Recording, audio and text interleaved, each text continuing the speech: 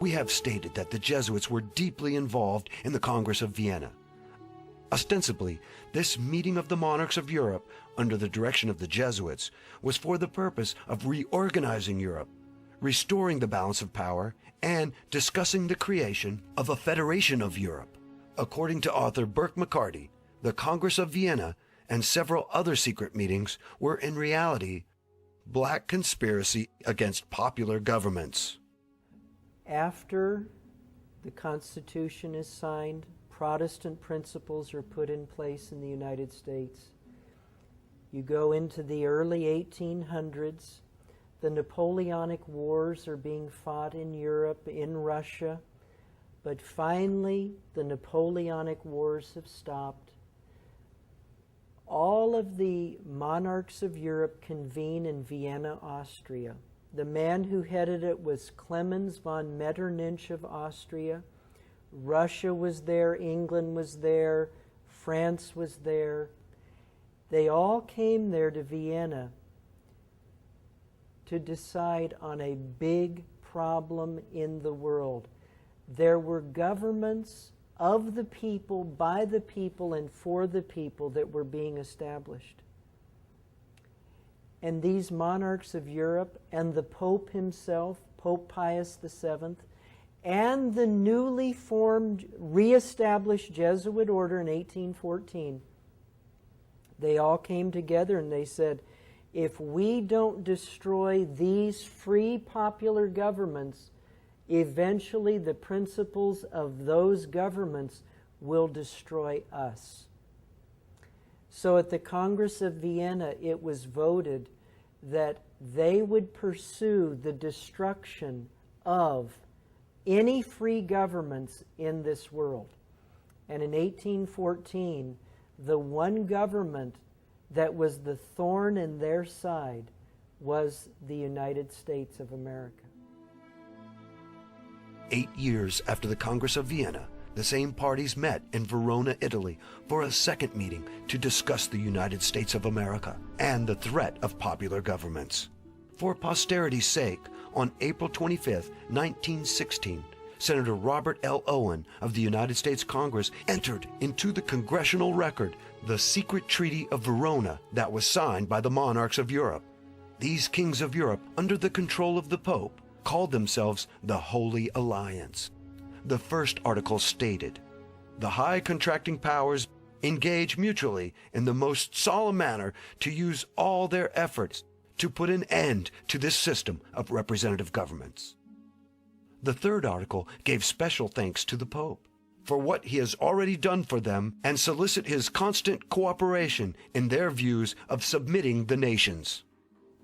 Now, the Treaty of Verona was an agreement between the Catholic monarchies of Europe and the Vatican to destroy the concept of representative government worldwide. Samuel B. Morse shows conclusively that Metternich and the Jesuit order and Pope Pius VII, they all agreed that the way that they would destroy the United States would be by sending as many Catholic immigrants to the American shores as they possibly could. So thousands and thousands of Catholics were sent to the United States. Thousands and thousands of Catholic priests and many Jesuit coadjutors were sent to America to take over and destroy this government. The treaty was signed on November 22, 1822, in Verona, Italy, by Metternich of Austria, Chateaubriand for France, Bernstedt for Prussia, and Nesselrode for Russia. After reading the secret treaty, Senator Owens pointed out that the threat under the secret Treaty of Verona to suppress popular governments in the American republics is the basis of the Monroe Doctrine. This secret treaty sets forth clearly the conflict between monarchical government and popular government, and the government of the few as against the government of the many.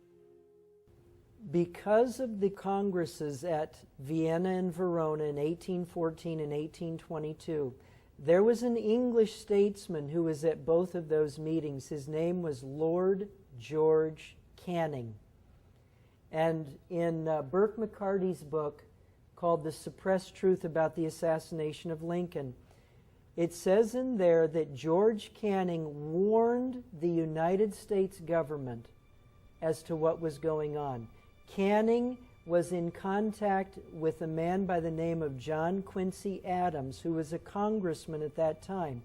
He wrote to Adams, he said, "The monarchs of Europe, the Pope, and the Jesuits are planning to destroy America." Quincy Adams took the information to the president at that time, a man by the name of Jim Monroe. We know him as James Monroe.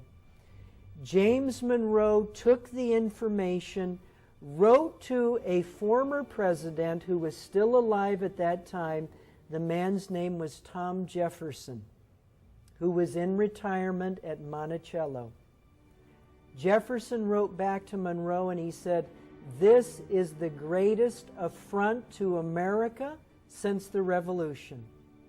He said, "We need to do everything we can to oppose and stop this holy alliance set up by the monarchs of Europe, the Pope, and the Jesuit order." In his letter to Monroe in 1823, Jefferson said he did not want to pass up an opportunity of declaring our protest against the atrocious violations of the rights of nations by the interference of anyone in the internal affairs of another, so flagitiously begun by Bonaparte and now continued by the equally lawless alliance calling itself holy. America's response to these two Congresses was James Monroe's State of the Union address called the Monroe Doctrine, where he told the powers of Europe, he said, "You stay over there, you fight your wars in Europe, we'll stay over here. If you ever colonize in the Western Hemisphere, we will consider it an act of war." That was the Monroe Doctrine. But in our history books today, we read nothing of the role of the Pope and the Jesuit order to destroy America. Nothing is in our books today to that effect. But that's why the Monroe Doctrine was